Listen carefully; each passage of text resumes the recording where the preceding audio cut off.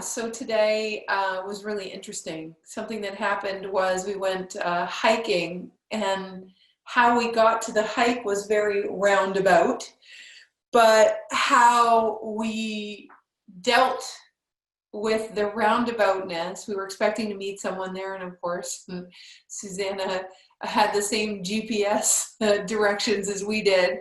I just happened to know ultimately where the hike was, so I knew we were in the wrong place. And so we ended up at the right place, and then, our person we're waiting for wasn't there, and I was like, oh man, our person we're waiting for wasn't there. And then what happened was we went on the hike anyways. So after this roundabout and lots of fog on the drive up to the top of Pisgah Mountain, and we ended up going down through one of the things that we didn't expect is that on the mountains here in North Carolina in the summer, they're filled with rhododendrons. It's like a rhododendron forest. It's gorgeous. They're huge. They're like twice the height of a person. And at a certain time, usually middle of June, third week in June, they're all in blossom. So it's like all the mountains are filled with pink flowers. And then, so there were still these beautiful pink and white flowers all around us. So that was unexpected. The drive was unexpected. The fog was unexpected.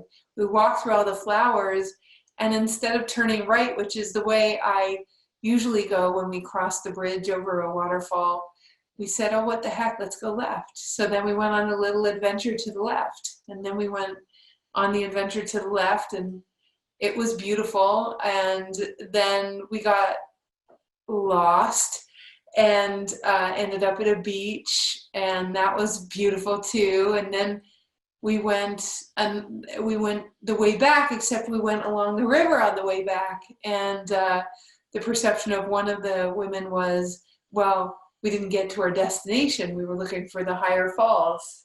And that's not the way I approached the falls. It was the way I approached the walk. I wasn't trying to get to the higher falls. It was more like, oh, well, this is fun. This is an adventure. I'm walking along the river on the way back down to the place where we turned left. We were in this very skinny trail, and it had lots of bushes overgrown because it's probably not the path most taken. And it was beautiful, and the water sound was beside us, and sometimes you got whacked in the face by a couple of bushes, and then you ended up back at the bridge, and it was gorgeous. And then I took my two friends that were with me, to the falls itself, and it was, again, beautiful. There was no one there but a nice redheaded man who said hello, and we walked in the water with bare feet, and it was, again, beautiful. And got back in the car and went home the way we should have gone up there in the first place. But again, there was fog. And we went through a few tunnels that were pitch black because of the fog. It was just fascinating how we have an expectation, or we have a pretty picture of what life is supposed to look like. But in the end, it looked like just how it looked, and it was equally beautiful. And it was filled with changes and what we didn't expect, and twists and turns. And I think for today, the lesson is about those twists and turns and actually taking it on. One of my friends, as I said, as we passed some people on the bridge when we were going down to the lower falls, she said to them, well, we didn't accomplish the goal of what we wanted. And I'm like, we didn't? Didn't we have fun? And wasn't it an adventure? And weren't we beside the water?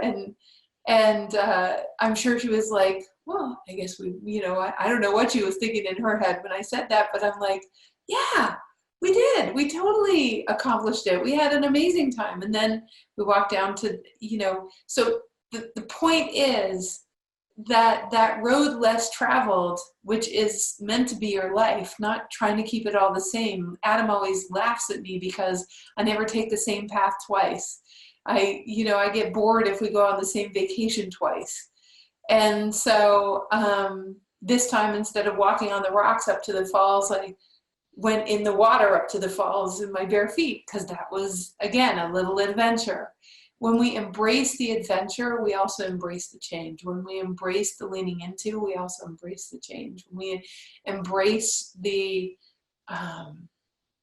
gosh, how could this be an even juicier experience, like a cosmic 3-year-old, we embrace the change. So I just wanted to share this because on this team meeting, because as we're coming into the shifts for the monthly wake-up call, I thought that it would be super duper cool to talk about, you know, how we're evolving and on an adventure into a much deeper conversation in our monthly wake-up calls, which, as you know, I cannot wait to share with everybody. And I'm so pleased with where we came to about the evolution of those expansive conversations into the leading edge of consciousness. So